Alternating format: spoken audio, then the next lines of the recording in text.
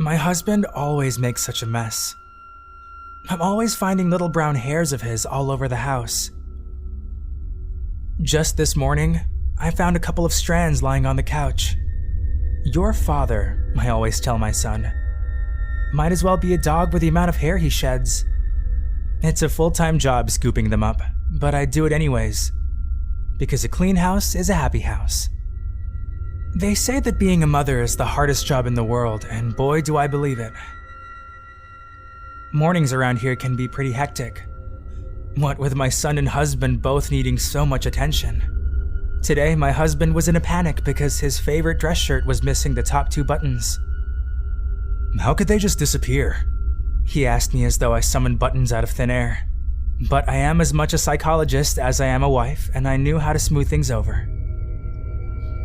Not to worry, I told him. I have it taken care of. This was just what he needed to hear. And I handed him a second shirt instead. It was the one with the blue stripes that he liked so much.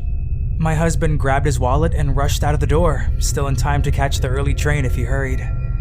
Not even 10 seconds after my husband had left, and my son was already bursting into tears. What's the matter? I asked him. He pointed at the underside of his arm, and I immediately located a purple bruise. Another one? I asked. Well, I know just how to fix that. Of course, there was only one thing that could fix a bruise. He was going to need a magical mommy kiss. My son held up his wrist to me with tears in his eyes, and I gave it a peck. Just like that, and the tears were gone. Mommy magic is instant, you see. Funny how simple life can be when you're his age. Did you want to go to the store with Mommy today? I asked him in an excited voice. I knew my son would love that. He always loved going to the store with me. I guess it's about as much of an adventure as a boy of 4 can have. I needed a needle and thread, so we journeyed together to the craft store, where I purchased some filament and a pack of needles.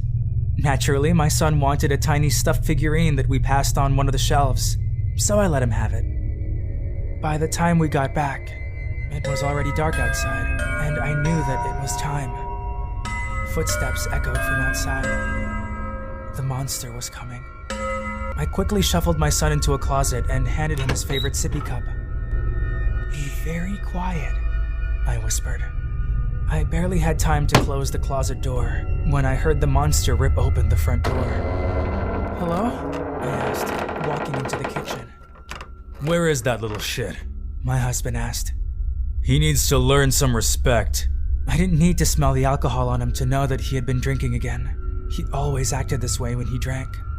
I was so scared. You're not going to hurt us anymore, I said, walking over to the sink. This seemed to anger him even more, and he scowled at me dangerously. Oh, really? He slurred. And what are you going to do about it? I pulled out the tiny figurine from the craft store and held it up to him. After making some modifications of my own, it looked strikingly similar to my husband now. The doll had a pair of button eyes sewn onto its face, my husband's buttons. It had a clump of hair attached to its head, my husband's hair. And before he could even reach me, I stuck the voodoo doll head first down the sink, and with a flip of a switch, turned the garbage disposal on. My husband always makes such a mess.